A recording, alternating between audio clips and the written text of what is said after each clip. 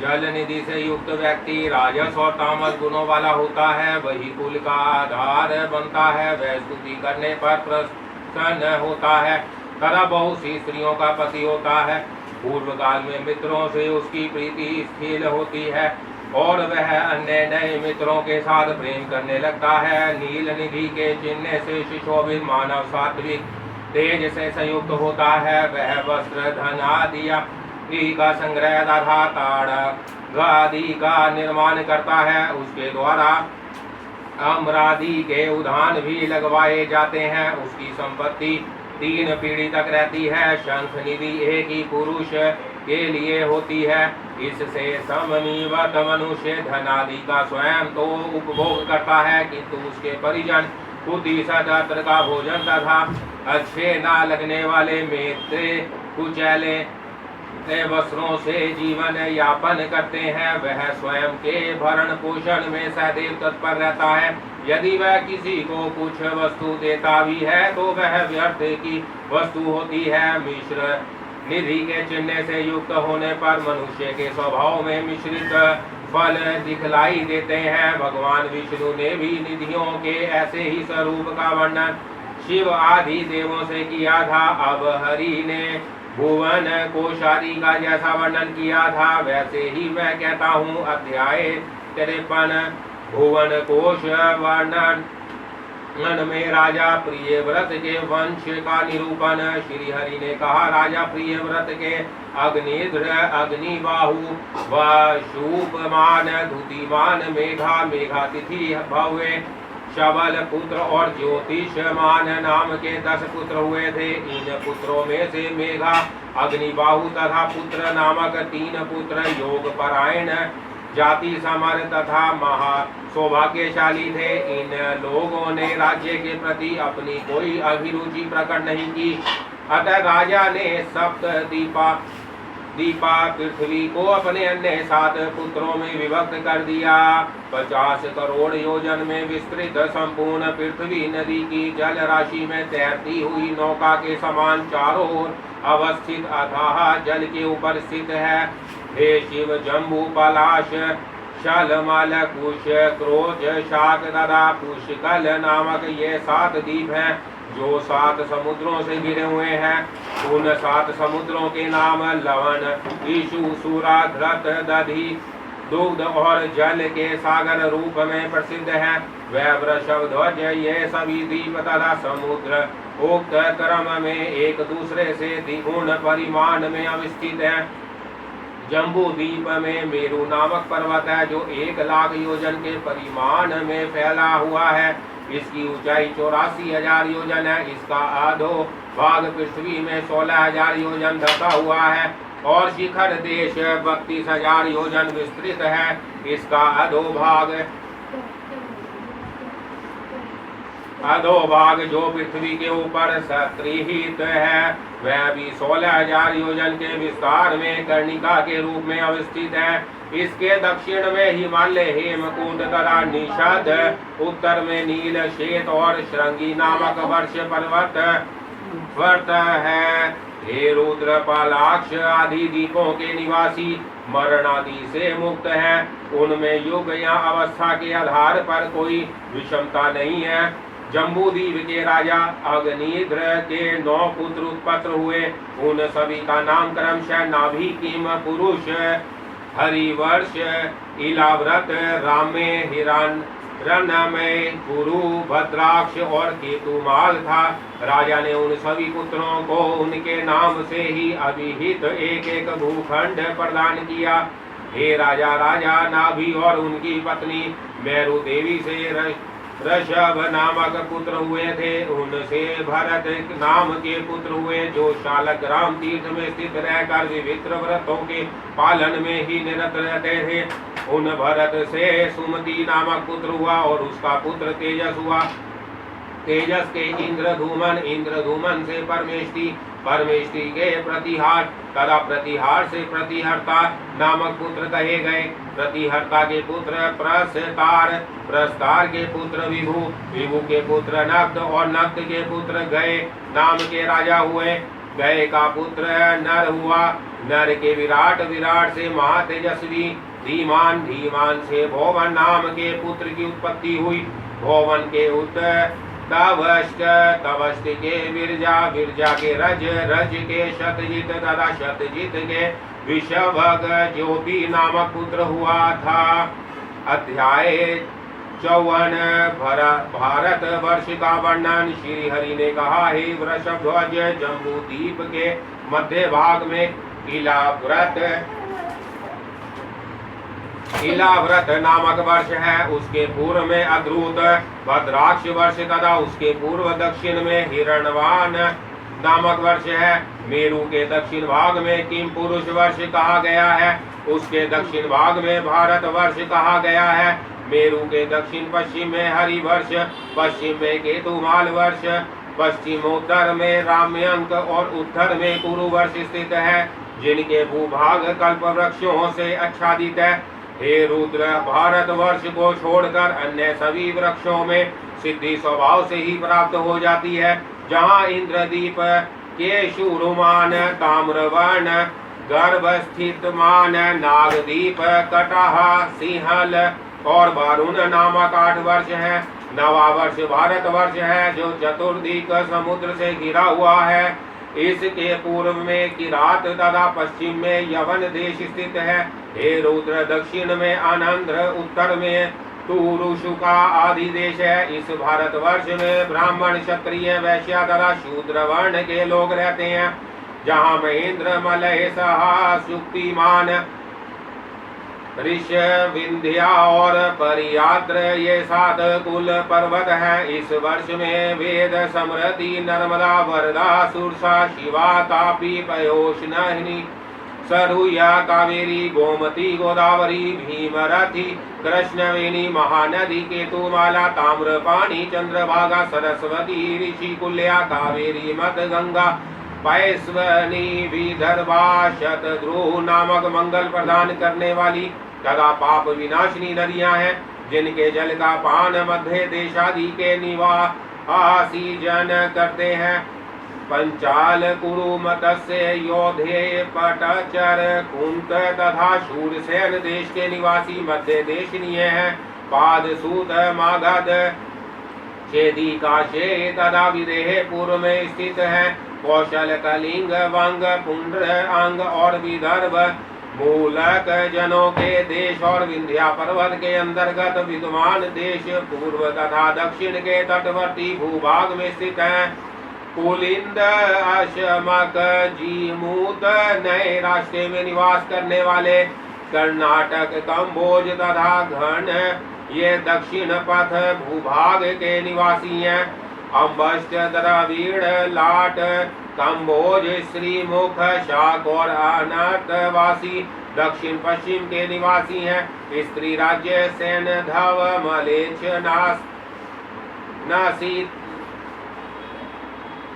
नसी तक यवन, मथुरा तथा निषद के रहने वाले लोगों के देश पश्चिमी भूभाग है। मंडवे, तुषार, मुलीक, अशमुख, खग, महाकेश, महानास देश उत्तर पश्चिम भाग में स्थित है। लंबक, सतन, नाग, मात्र, गंधार, बहिक तथा मलेच्छ देश हिमाचल के उत्तर तटवर्ती भूभाग में स्थित है।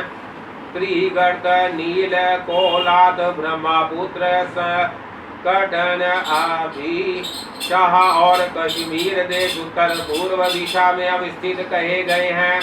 अध्याय 55 पलाश तथा पुष्कर आदि द्वीपों एवं पाताल आदि का निरूपण। श्री हरि ने कहा, पलाश द्वीप के स्वामी मेघातिथि के 7 पुत्र थे।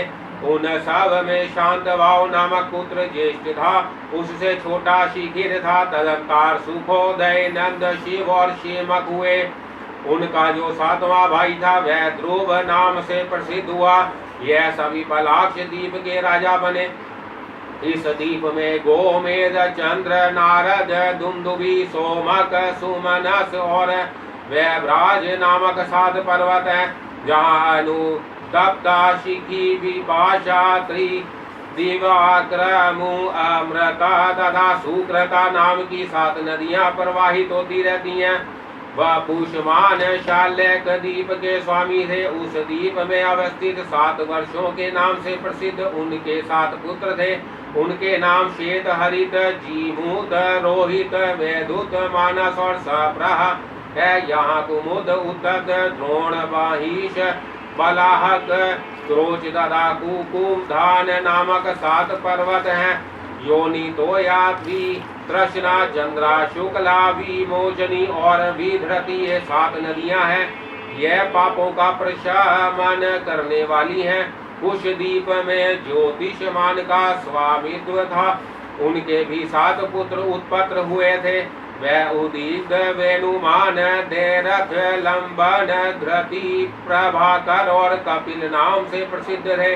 उन्हीं के नाम से इस द्वीप के 7 वर्ष जो 7 वर्ष थे वह प्रसिद्ध हुए। जहाँ विद्रुम, हेमशैल, धूमान, पुष्पवान, कुशोदय, हरि तथा मंद्राचल नामक 7 वर्ष पर्वत हैं। जहाँ दूध, पाता, शिवा, पवित्रा, सनमति, विद्रुद्रम, मही और काशा नाम की ये 7 नदियां हैं जो सब प्रकार के पापों को विनष्ट करने वाली है। हे शिव, क्रोच द्वीप के अधीश्वर महात्मा धुतिमान के भी 7 पुत्र हुए। कुशल, मंदग, उष्णा, पीवर, अंधकारक, मुनि और दुंदुभी ये उनके नाम है। जहाँ क्रोच, वामन, अंधक, कारक, दीवा, व्रत, महाशैल, दुंदुभी तथा पुंडरीकवान नाम के 7 वर्ष पर्वत है। जहाँ यहाँ पर गौरी, कुमुदती, संध्या, रात्रि, मानो, जवा, हयाती और पुंडरीक का ये 7 नदियां हैं। शाकद्वीप के राजा भव्य के भी 7 पुत्र उत्पन्न हुए। वह जलद कुमार, सुकुमार, अरुणीबक, कुसु, मोद, समुद्रक तथा महाद्रुम नाम से ख्याति प्राप्त थे। जहाँ सुकुमारी, कुमारी, नीलिनी, धेनुका, ईशु, वेणुका और गवस्ती नाम से प्रसिद्ध 7 नदियां हैं। पुष्कर द्वीप के स्वामी महाराज शबल के महावीर तथा धातकी नाम के 2 पुत्र हुए। उन्हीं के नाम से यहाँ पर 2 वर्ष है। इन दोनों के मध्य एक ही मान सोतर नामक वर्ष पर्वत है। यह 50 सहस्र योजन में विस्तृत लगा, इतना ही ऊंचा है। यह चतुर्दिक विस्तार में भी उसी परिमाण को प्राप्त कर मंडलाकार अवस्थित है। इस पुष्कर द्वीप को स्वादिष्ट जल वाला समुद्र चारों ओर से घेर कर स्थित है। उस स्वादिष्ट जल वाले समुद्र के सामने उससे द्विगुण जन जीवन से रहित स्वर्णमयी भूमि वाली जगतय की स्थिति दिखाई देती है। वहाँ पर 10,000 योजन में फैला हुआ लोकालोक नामक पर्वत है। वह अंधकार से आच्छादित है और वह अंधकार भी अष्ट अंडकटहा से आवृत है। श्री हरि ने कहा, हे वृषध्वज, इस भूमि की ऊंचाई 17,000 योजन है। इनमें 10-10 सहस्त्र योजन की दूरी पर एक एक पाताल लोक स्थित है, जिन्हें अतल, वितल, नितल, गवस्तीमान, महातल, सुतल तथा पाताल कहा जाता है। इन लोकों की भूमि कृष्ण, शुकर, अरुण, पीत, शर्करा सदृश्य, शैलम तथा स्वर्णमयी है। वहाँ पर दैत्य तथा नागों का निवास है। हे रुद्र, दारुण पुष्कर द्वीप में जो नरक स्थित है उनके विषय में आप सुने। वहाँ रौरव, सुकर, रोध, ताल, विषसन, महाजवाल, दग्ध, कुंभ, लवन, विमोहित, रुधिर, वेतरणी, क्रमीश, क्रमी भोजन, असी, पत्रवन, कृष्ण, नाना भक्ष, दारुण, प्युह, पाप, ब्रही, जवाल, अंध, शिरा, संदश, कृष्ण, सूत्र, तामस, अभिचि, श्रभोजन, प्रस्थित तथा उष्ण विचि नामक नरक है। उनमें विष देने वाले, शास्त्र से हत्या करने वाले तथा अग्नि में जलाकर मारने वाले पापी जन अपने पाप का फल भोग करते हैं। हे रुद्र, यथाक्रम उनके ऊपर अन्य लोकों की स्थिति है। उन लोकों को क्रमशः जल अग्नि वायु तथा आकाश घेरे हुए है। इस प्रकार अवस्थित ब्राह्मण प्रधान तत्व से आवेशित है, वह ब्राह्मण अन्य ब्राह्मणों की अपेक्षा 10 गुना अधिक है। इसे परिव्यापक कर स्वयं नारायण अवस्थित रहते हैं। अध्याय 56 से 57 भुवन कोश वर्णन में सूर्य तथा चंद्र आदि 9 ग्रहों के रथों का विवरण।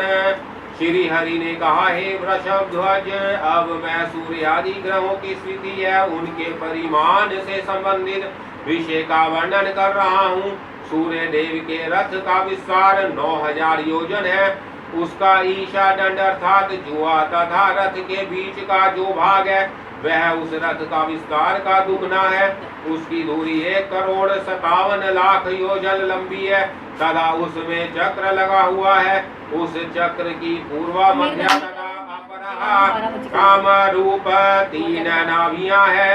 परिवत सरदिक 5 अरे है, 6 नेमियां है तथा अक्षय स्वरूप वाले संवत्सर से युक्त उस चक्र में संपूर्ण काल चक्र सत्रिहित है। सूर्य के रथ की दूसरी धुरी 40,000 योजन लंबी है। हे वृषभ ध्वज, रथ के जो पहिए के अक्ष है वह 5,500 योजन लंबे है। रथ के कहे गए प्रधान दोनों अक्षों के परिमाण के समान जुए के दोनों अग्रों की लंबाई है। सबसे छोटा अक्ष जुए के अग्रभाग परिमाण वाला है जो रथ के ध्रुवाधार पर अवस्थित है।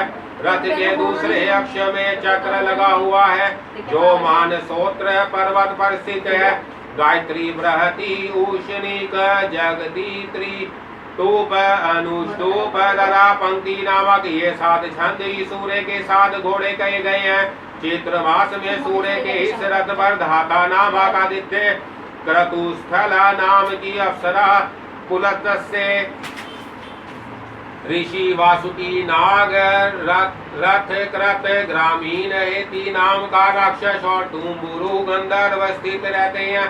विशाख मास में इस रथ पर आर्यमा नाम वाले आदित्य, पुलह ऋषि, रथोजा, यक्ष, कुंचिक, स्थला, अप्सरा, प्रहेति, राक्षस, कच्छ, नीर, सर्प तथा नारद नामक गंधर्व आसीन रहते हैं। ज्येष्ठ मास में सूर्य के इस रथ में मित्र नामक आदित्य, अत्रि, ऋषि, तक्षक, नाग। ज्येष्ठ मास में सूर्य के इस रथ में मित्र नामक आदित्य, अत्रि, ऋषि, तक्षक, नाग और उष्मेश राक्षस, मेनका, अप्सरा, हाहा नामक गंधर्व और रथ सतवन यक्ष का वास रहता है।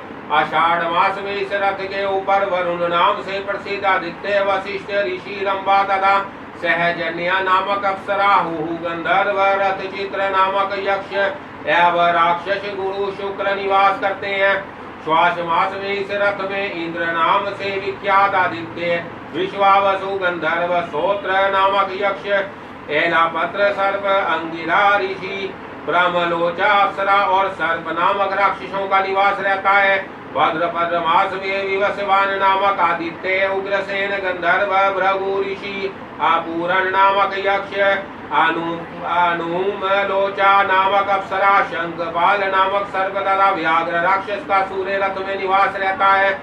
अश्विनी मास में इस रथ पर पूषा नामक आदित्य, सुरुचु नामक गंधर्व, धाता है गौतम ऋषि, धनंजय नाग, सुषेण तथा धताची अप्सरा का वास होता है। कार्तिक मास में पूज्य नाम के आदित्य, विषावसु, गंधर्व, भारद्वाज ऋषि, ऐरावत, सर्प, विराची अप्सरा, सेनजित यक्ष एवं आप नामक राक्षस का निवास उस रथ पर रहता है। मार्गशीर्ष मास में अंशु नामक आदित्य, कश्यप ऋषि, त्रस्य, महापाद, नाग, उर्वशी अप्सरा, चित्रसेन गंधर्व और विद्युत नामक राक्षस उस रथ में संचारण करते हैं। पौष मास में भार्गव नाम के आदित्य, क्रतु ऋषि, पूर्णायु गंधर्व, सपूर्ज राक्षस, करकोटक नाग, अरिष्ट नेमी यक्ष तथा पूर्वाचित नामक अप्सरा सूर्य मंडल में निवास करते हैं। माघ मास में त्वष्टा नामक आदित्य, जमद अग्नि ऋषि कंबल सर्पति लोतमा अप्सरा ब्रह्मा वेद राक्षस त्रयजित यक्ष और धृतराष्ट्र नामक गंधर्व सूर्य मंडल में रहते हैं। फाल्गुन मास में विष्णु नामक आदित्य, अक्षतर सर्प रंभा अप्सरा सूर्य वर्षा गंधर्व सत्याजित यक्ष विश्वामित्र ऋषि और यज्ञोपेत राक्षस का उस रथ में वास रहता है। जय श्री राम। हे ब्राह्मण, भगवान विष्णु की शक्ति से तेजोमय बने मुनिगण सूर्य मंडल के सामने उपस्थित रहकर उनकी स्तुति करते हैं। गंधर्व यशोगान करते हैं, अप्सराएं नृत्य करती हैं, राक्षस उस रथ के पीछे पीछे चलते हैं, सर्प उस रथ को वाहन करते हैं और यक्षगण उसकी बागडोर संभालने का कार्य करते हैं। बाल्य किलिया नामक ऋषिगण उस रथ को सब ओर से घेर कर स्थित रहते हैं। चंद्रमा का रथ 3 पहिए वाला है, उसके घोड़े कुंड पुष्प के समान श्वेत वर्ण वाले हैं। वह रथ के जुए में बाएं और दाहिने दोनों ओर जुट कर उसे खींचते हैं। उनकी संख्या 10 है। चंद्रमा के पुत्र बुध का रथ जल तथा अग्नि में मिश्रित द्रव्य का बना हुआ है, उसमें वायु के समान वेगशाली पीशांग वर्ण के 8 घोड़े जुते रहते हैं। शुक्र का महान रथ सैन्य बल से युक्त अनुकर्ष ऊंचे शिखर वाला पृथ्वी पर उत्पन्न होने वाले घोड़ों से संयुक्त उपासंग तथा ऊंची पताल से विभूषित है।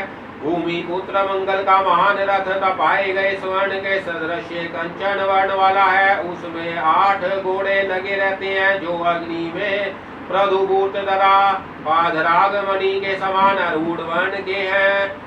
8 पांडुर वर्ण के घोड़ों से युक्त स्वर्ण के रथ पर विद्वान बृहस्पति एक राशि में एक वर्ष स्थित रहते हैं। शनि का रथ आकाश से उत्पन्न हुए चित्त कबरे घोड़े से युक्त है, वह उसमें चढ़कर धीरे धीरे चलते हैं। उनका मंदगामी भी नाम है। सब भानु अर्थात राहु के 8 घोड़े हैं जो भ्रमर के सदृश काले हैं, उसका रथ भूसर वर्ण का है। हे भूदेशी, इन घोड़ों को एक बार रथ में जोत दिए जाने पर वह निरंतर चलते रहते हैं। इसी प्रकार केतु के रथ में भी वायु के समान वेग वाले 8 घोड़े हैं। उनके वर्णों की आभा पुवाल से निकालने वाले धुएं के सदृश तथा लक्षारस की भांति अरुण रंग की है। दीप नदी पर्वत समुद्र आदि से समानीभूत समस्त भुवन मंडल भगवान विष्णु का विराट शरीर ही है। अध्याय 58। ज्योति चक्र में वर्णित नक्षत्र उनके देवता एवं कतिपय शुभ शुभ योगों तथा मुहूर्तों का वर्णन। श्री सूजी ने कहा, केशव ने भगवान शिव से पृथ्वी का परिमाण बताकर कहा कि हे रुद्र, ज्योतिष शास्त्र की गणना 4 लाख में है, पर उनमें से मैं अब ज्योतिष चक्र अर्थात नक्षत्रों से युक्त राशि चक्र का संक्षेप में वर्णन करूंगा जो सब कुछ देने वाला है। श्री हरि ने कहा, हे शिव, कृतिका नक्षत्र के देवता अग्नि है, रोहिणी नक्षत्र के देवता ब्रह्मा है, मृगशिरा के चंद्रमा तथा आर्धा के रुद्र देवता कहे गए हैं। इसी प्रकार पूर्ण वसु के आदित्य तथा त्रिय पुष्य के गुरु हैं। अश्लेषा नक्षत्र के सर्प तथा मघा नक्षत्र के देवता पितृगण है। फाल्गुनी नक्षत्र के देवता भाग्य, उत्तरा फाल्गुनी के नक्षत्र अरिमा, हस्त के सविता और चित्रा के देवता त्वष्टा है। स्वाति नक्षत्र के देवता वायु और विशाखा नक्षत्र के देवता इंद्राग्नि है। अनुराधा नक्षत्र के देवता मित्र और ज्येष्ठा के शक्र देवता कहे गए हैं। नक्षत्र यज्ञ विधानों ने मूल नक्षत्र का देवता नेत्रत्वती को बताया है। पूर्वाषाढ़ नक्षत्र के देवता आप तथा उत्तराषाढ़ के विषय देव है। अभिजीत के देवता ब्रह्मा और श्रवण के विष्णु कहे गए हैं। धनिष्ठा नक्षत्र के देवता वसु तथा शतविषा के वरुण कहे गए हैं। पूर्वाभद्रापद नक्षत्र के देवता अजपाद उत्तराभद पद के अहि मूर्धन्य रेवती के पूषा अश्वनी की अश्वनी कुमार और भरणी के यम देवता कहे गए हैं। प्रतिपदा तथा नवमी तिथि में ब्रह्माणी नाम की योगिनी पूर्व दिशा में अवस्थित रहती हैं। द्वितीय और दशमी तिथि में महेश्वरी नामक योगिनी उत्तर दिशा में रहती हैं। पंचमी तथा त्रयोदशी तिथि में वाराही नामक योगिनी दक्षिण दिशा में स्थित रहती हैं।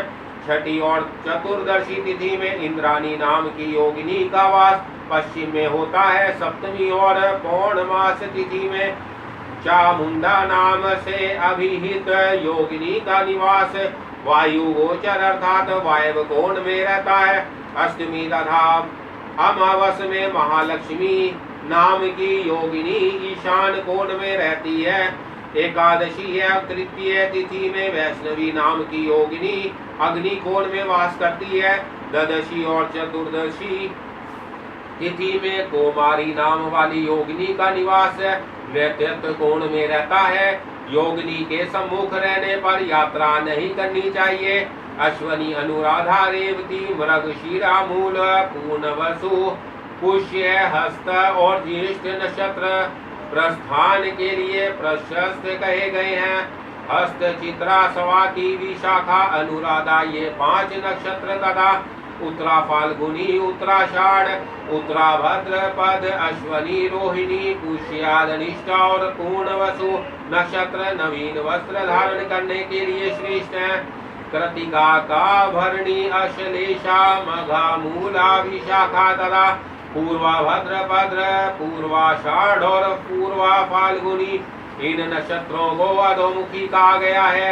इन अधोमुखी नक्षत्रों में वापी तड़ाग सरोवर कूप भूमि तृण आदि का खनन देवालय के लिए नींव आदि के खनन का शुभारंभ भूमि आदि में गड़ी हुई धन संपत्ति की खुदाई ज्योति चक्र का गणा नारंभ और सुवर्ण रजत पत्राधर अन्य धातुओं को प्राप्त करने के लिए भू दानों में प्रविष्ट होना आदि अन्य अधोमुखी कार्य इन अधोमुखी नक्षत्रों में करने चाहिए।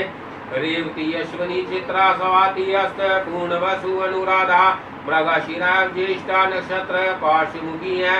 इन पार्श्वमुखी नक्षत्रों में हाथी ऊंट अक्ष बैल तथा भैंसों को वंश में करने का उपाय करना चाहिए। खेतों में बीज बोना गमना नागमन चक्र यंत्र अथवा रथ एवं नौकादि का कार्य और निर्माण उक्त पार्श्वमुखी नक्षत्रों में करना चाहिए और अन्य पार्श्व कार्यों को भी इन पार्श्व नक्षत्रों में करना चाहिए। रोहिणी अद्रा पुष्य धनिष्ठा उत्तरा फाल्गुनी उत्तराषाढ़ उत्तरा भद्रपद शतवीक्ष तथा नक्षत्र श्रवण यह 9 नक्षत्र उद्रवमुखी कहे गए हैं। इन नक्षत्रों में राज्य अभिषेक और पाठ बंद आदि शुभ कार्य करवाने चाहिए। उधर्वमुखी अर्थात अभ्युदय पदार्थ प्रदान करने वाले अन्य विशिष्ट कार्यों को भी इन नक्षत्रों में कराना प्रशस्त होता है। चतुर्थी छठी अष्टमी नवमी द्वादशी चतुर्दशी अमावस्या तथा पूर्णिमा तिथि अशुभ होती है। इन तिथियों में शुभ कार्य नहीं करने चाहिए। कृष्ण पक्ष की प्रतिपदा तथा बुधवार से युक्त द्वितीय तिथि शुभ होती है। यदि भूमि पुत्र मंगल से युक्त तृतीय हो, शनिश्चर को चतुर्थी हो, गुरुवार को पंचमी पड़ रही हो, छठी को मंगल या शुक्रवार को हो, वह तिथियां भी शुभ होती हैं। बुधवार को सप्तमी, मंगल तथा रविवार को अष्टमी, सोमवार को नवमी और गुरुवार को पड़ने वाली दशमी तिथि शुभ होती है। एकादशी तिथि में गुरु तथा शुक्र होने पर, बुधवार को द्वादशी तिथि पड़ने पर, शुक्र तथा मंगलवार को त्रयोदशी और शनिवार को चतुर्दशी तिथि शुभ होती है। इसी प्रकार बृहस्पति को पूर्णिमा या अमावस्या तिथि का होना भी शुभ होता है। द्वादशी तिथि रविवार, एकादशी सोमवार, दशमी मंगलवार, नवमी बुधवार, अष्टमी गुरुवार, सप्तमी शुक्रवार और छठी तिथि शनिवार से दग्ध होती है। ऐसी तिथि दग्ध योग में यात्रा आदि का शुभारंभ नहीं करना चाहिए। प्रतिपदा, नवमी, चतुर्दशी और अष्टमी तिथि में यदि बुधवार का संयोग हो तो उस तिथि में प्रस्थान के विचार का दूर से ही परित्याग करना चाहिए। मेष और कर्क संक्रांति की छठी, कन्या और मिथुन संक्रांति की अष्टमी, वर्ष तथा कुंभ संक्रांति की चतुर्थी, मकर और तुला संक्रांति की द्वादशी, वृश्चिक और सिंह संक्रांति की दशमी तथा धनु और मीन संक्रांति की चतुर्दशी, यह दग्ध तिथियां हैं। इन तिथियों में यात्रा आदि नहीं करनी चाहिए, यह कष्टदायक होती है। हे शिव, रविवार को विशाखा, अनुराधा और ज्येष्ठा का योग, सोमवार के दिन पूर्वाषाढ़, उत्तराषाढ़ तथा श्रवण नक्षत्र का योग, मंगलवार और धनिष्ठ, शतभिष और पूर्वाभद्र पद पर योग, बुधवार में रेवती, अश्विनी तथा भरणी का योग, बृहस्पति का रोहिणी, मृगशिरा और अर्द्रा का योग, शुक्रवार में पुष्य, अश्लेषा एवं माघ का योग, शनिवार को उत्तरा, फाल्गुनी, हस्त तथा चित्रा नक्षत्र का योग होने पर ओतपालित योग होता है। इन योगों में गमन आदि कार्य करने से उत्पाद, मृत्यु और रोग की उत्पत्ति होती है। हे रुद्र, रविवार को मूल, सोमवार को श्रवण, मंगलवार को उत्तराभद्र पद, बुधवार को कृतिका, बृहस्पति के दिन पूर्णवसु, शुक्रवार को पूर्वा फाल्गुनी तथा शनिवार को स्वाति नक्षत्र हो तो अमृत योग होता है। ये सभी कार्यों को शुद्ध करने वाले हैं। विष कुंभ योग की 5 घटी, शूल योग की 7 घटी, गंड तथा अतिगंड योग की 6 घटी, व्याघात और व्रज योग की 9 घटी एवं व्याधिपात, परिध और वेधृत योग ये मृत्यु तुल्य कष्टदायी होते हैं। इनमें सभी कर्मों का परित्याग करना चाहिए। रविवार को हस्त, गुरुवार को पुष्य, बुधवार को अनुराधा नक्षत्र ये शुभ होते हैं। शनिवार को रोहिणी, उद्यम और सोमवार को मृगशिरा नक्षत्र शुभ है। उसी प्रकार शुक्रवार को रेवती तथा मंगलवार को अश्विनी नक्षत्र शुभ फल देता है। इस प्रकार का योग होने पर सिद्धि योग बनता है। यह सिद्धि योग सभी प्रकार के दोषों का निवास करने वाले होते हैं। हे वृषभ ध्वज, शुक्रवार को भरणी, सोमवार को चित्रा, मंगलवार को उत्तराषाढ़, बुधवार को घनिष्ठा, बृहस्पति को शतभिक्षा, शुक्रवार को रोहिणी और शनिवार को रेवती नक्षत्र होने पर विषय योग होता है।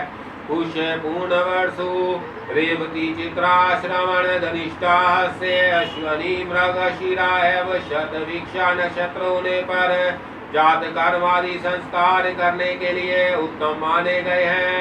हे शिव, विशाखा, उत्तरा फाल्गुनी, उत्तराषाढ़, उत्तराभद्रपद, मघा, अद्रावर्णी, अश्लेषा और कृतिका नक्षत्र में यात्रा करने पर मृत्यु का भय रहता है। अध्याय 59 ग्रह दशा, यात्रा, शकुन, छींक का फल तथा सूर्य चक्र आदि का निरूपण। जय श्री राम। श्री हरि ने कहा, सूर्य की दशा 6 वर्ष, चंद्र की दशा 15 वर्ष, मंगल की दशा 8 वर्ष, बुध की दशा 17 वर्ष, शनि की दशा 10 वर्ष, बृहस्पति की दशा 19 वर्ष, राहु की दशा 12 वर्ष, शुक्र की दशा 21 वर्ष रहती है। सूर्य की दशा दुख देने वाली होती है और उद्वेग को पैदा करती है तथा राजा का नाश करती है। चंद्र की दशा ऐश्वर्य देने वाली, सुख पैदा करने वाली तथा मनोनुकूल अत्र देने वाली होती है। मंगल की दशा दुख देने वाली तथा राज्य आदि विनाश करने वाली है। बुध की दशा दिव्य स्त्री का लाभ, राज्य प्राप्ति एवं कोश वृद्धि करने वाली है। शनि की दशा राज्य का नाश और बंधु बांधवों को कष्ट प्रदान करने वाली है। बृहस्पति की दशा राज्य लाभ और सुख समृद्धि तथा धर्म देने वाली है। राहु की दशा राज्य का नाश करती है, व्याधियों की प्राप्ति कराती है और दुख पैदा करती है। शुक्र की दशा में हाथी घोड़ा राज्य तथा स्त्री का लाभ होता है। मेष रमेश मंगल का, वृक्ष शुक्र का, मिथुन बुध का और कर्क चंद्रमा का क्षेत्र कहा गया है। सूर्य का क्षेत्र सिंह एवं बुध का क्षेत्र कन्या राशि है। तुला राशि शुक्र का क्षेत्र है और वृश्चिका मंगल का क्षेत्र है। बृहस्पति का क्षेत्र धनु, शनि का क्षेत्र मकर एवं कुंभ और मीन बृहस्पति का क्षेत्र कहा गया है। कर्क राशि में सूर्य आ जाने पर भगवान विष्णु शयन करते हैं। अश्विनी रेवती चित्रा धनिष्ठा ये नक्षत्र आभूषण धारण करने में उत्तम माने गए हैं। यात्रा में यदि दाहिने हरिणी, सांप, बंदर, बिलवा, कुत्ता, सुअर, पक्षी, देवला तथा चूहा दिखाई दे तो यात्रा मंगलकारी होती है। यात्रा में ब्राह्मण की कन्या का दर्शन हो जाना मंगल होने का सूचक है। तथा शंख और मृदंग की आवाज सुनना है। सदाचारी श्रीमंत व्याधि व्यक्ति का दर्शन हो जाना। वेणु स्त्री जल से भरा कलश दिखाई देना कल्याण प्राप्ति का सूचक है। यात्रा में बाई और श्रृंगार, ऊंट और गधा आदि का दिखाई देना मंगलकारी होता है। यात्रा में कपास, औषधि तेल, दहकते अंगारे, सर्प बाल बिखरे, लाल माला पहने और नग्न अवस्था में यदि कोई व्यक्ति दिखाई दे तो अशुभ होता है। अब मैं हिक्का छींक के शुभ अशुभ फलों का वर्णन कर रहा हूँ। पूर्व दिशा में छींक होने पर बहुत बड़ा फल प्राप्त होता है। अग्निकोण में छींक होने पर शोक और संताप तथा दक्षिण में छींक होने पर हानि उठानी पड़ती है। नेतृत्व कोण में छींक होने पर शोक और संताप तथा पश्चिम में छींक होने पर स्थान की प्राप्ति होती है। वैव कोण में छींक होने पर धन की प्राप्ति और उत्तर में छींक होने पर कलह होता है। ईशान कोण में छींक होने पर मरण के समान कष्ट प्राप्त होना बताया गया है। मनुष्य के आकार में भगवान सूर्य की प्रतिमा का चित्रण करें। सूर्य की प्रतिमा बनाने के दिन सूर्य जिस नक्षत्र पर हो उस नक्षत्र से 3 नक्षत्र उस प्रतिमा के मस्तक पर अंकित करें। मुख के मध्य में अंकित सूर्य नक्षत्र से आगे 3 नक्षत्र लिखें और उससे आगे एक नक्षत्र दोनों कंधों पर लिखें। फिर उससे आगे एक नक्षत्र दोनों भुजाओं पर लिखें और उससे आगे के एक नक्षत्र दोनों हाथों पर लिखें। उससे आगे 5 नक्षत्र हृदय प्रदेश पर लिखें तथा उससे आगे 1 नक्षत्र नाभि मंडल में लिखें। उससे आगे गृह स्थान में 1 नक्षत्र लिखें। उससे आगे एक नक्षत्र दोनों घुटनों पर लिखें। शेष नक्षत्र सूर्य के चरणों पर लिखें। सूर्य चक्र के चरणों में जातक का जन्म नक्षत्र पड़ता हो तो जातक अल्पायु होता है। वही नक्षत्र यदि घुटनों पर पड़ता है तो जातक विदेश यात्रा वाला होता है। और यदि गुहा स्थान पर पड़े तो पर स्त्रीगामी होता है। नाभि स्थान में पड़ने पर थोड़े में ही परसत्र हो जाने वाला होता है। यदि हृदय स्थान में पड़ता है तो महेश्वर होता है। यदि पानी स्थान में पड़ता है तो चोर होता है। वही यदि भुजाओं का पड़ता है तो उसका कहीं निश्चित स्थान नहीं रहता। यदि कंधों पर पड़ जाए तो वह धनपति कुबेर होता है। यदि मुख पर पड़ जाए तो मिष्ठान प्राप्त करता रहता है। और यदि मस्तक पर जातक नक्षत्र पड़ जाए तो जातक रेशम वस्त्रधारी होता है। अध्याय 60 ग्रहों के शुभ एवं अशुभ स्थान तथा उनके अनुसार शुभाशुभ फल का संक्षिप्त विवेचन। श्री हरि ने कहा, लग्न से सप्तम भाव तथा उपजय में स्थित चंद्रमा सर्वत्र मंगलकारी होता है। शुक्ल पक्ष की द्वितीय तिथि तथा पश्चिम और नवम भाव में स्थित चंद्रमा गुरु के सदृश पूज्य है। हे शिव, चंद्रमा की 12 अवस्थाएं हैं, आप उनके विषय में भी सुने। अश्वनी आदि 3 नक्षत्रों से एक अवस्था बनती है। अतः उन अश्वनी आदि 3 नक्षत्रों के क्रम से परवासावस्था, दुष्टावस्था, व्रतावस्था, जयावस्था, हास्यावस्था, नतावस्था, प्रमोदावस्था, विषादावस्था, भोगावस्था, जवारावस्था, कंपावस्था तथा सुखावस्था, यह चंद्र की 12 अवस्थाएं होती हैं। इन अवस्थाओं के क्रम में चंद्र की स्थिति होने पर क्रमशः परवास, हानि, मृत्यु, जय, हास, रति, सुख, शोक, भोग, जवर, कंप तथा सुख ये फल प्राप्त होते हैं। चंद्र के जन्म लगन में होने पर तुष्टि, द्वितीय भाव में रहने पर सुख, हानि, तृतीय भाव में रहने पर राज्य, सम्मान, चतुर्थ भाव में कलह और पंचम भाव में रहने पर स्त्री का लाभ होता है। यदि चंद्र छठ भाव में रहता है तो धन धान्य की प्राप्ति, सप्तम भाव में रहने पर प्रेम तथा सम्मान की प्राप्ति, चंद्रमा के अष्टम भाव में रहने पर मनुष्य के प्राणों को संकट बना रहता है। नवम भाव में उसकी स्थिति रहने पर कोष में धन की वृद्धि होती है। दशम भाव में चंद्र के रहने पर कार्य सिद्धि और एकादश भाव में होने पर विजय निश्चित है। जब वह द्वादश भाव में रहता है तो जातक की निश्चय ही मृत्यु होती है, इसमें संदेह नहीं है। कृतिका, रोहिणी, मृगशिरा, अद्रा, पूर्णवसु, पुष्या, आश्लेषा, इन 7 नक्षत्रों में पूर्व दिशा की यात्रा करनी चाहिए। मेघा, पूर्वा फाल्गुनी, उत्तरा फाल्गुनी, हस्त, चित्रा, स्वाति तथा विशाखा, इन 7 नक्षत्रों में दक्षिण की यात्रा करनी चाहिए। अनुराधा, ज्येष्ठा, मूल, पूर्वाषाढ़, उत्तराषाढ़, श्रवण और धनिष्ठ, इन 7 नक्षत्रों में पश्चिम की यात्रा करनी चाहिए।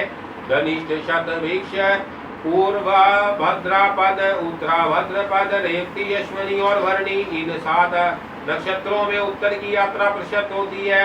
अश्विनी, रेवती, चित्रा तथा धनिष्ठा नक्षत्र नवीन अलंकारों को धारण करने के लिए श्रेष्ठ है। मृगशिरा, अश्विनी, चित्रा, पुष्या, मूल और हस्त नक्षत्र कन्यादान यात्रा तथा प्रतिष्ठा इत्यादि कार्यों में शुभप्रद होते हैं।